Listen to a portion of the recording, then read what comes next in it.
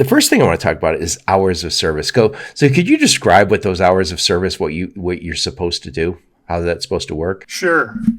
So basically, we get a 14-hour shift, uh, and we can be on duty 14 hours. Of that 14, we can drive 11. So what's the other 3 hours? Loading, unloading, taking care of your equipment, fueling, uh, eating, just about everything that consumes your day. So let me ask this. So let's just say you drove 14 hours. You said, hey, I'm at the end of my time, and then you went and you said, I'm gonna pull over this truck stop and I'm gonna get some drest. And then you decided, oh, you know what? I want to run down the street and have dinner at this restaurant. And you drove your truck. Are you breaking the law at that point? I shouldn't say breaking the law. Are you violating hours of service? That you That's a wouldn't gray area. be. Yeah, well, it kind of is. And I say that because it depends on whether or not your company allows you to have what's called personal conveyance.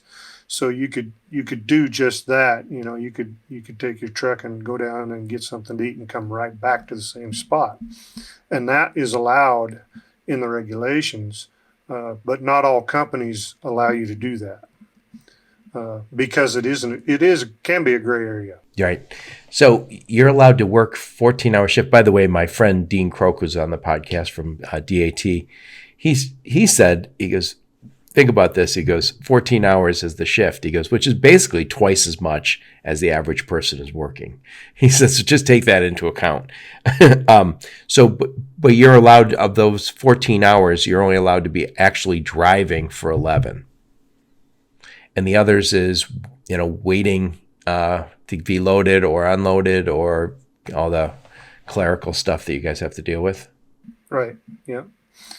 Yep. And I had mentioned, if we do a lot of stops in a day, that takes up some of that drive time too. So you might actually be on duty 8 hours and then, only drive 6. So is it best for you guys to be on the road the most? I mean, obviously what we want is the drivers driving, not sitting waiting, right?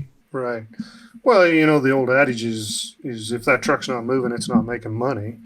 And in today's world, that's still pretty true.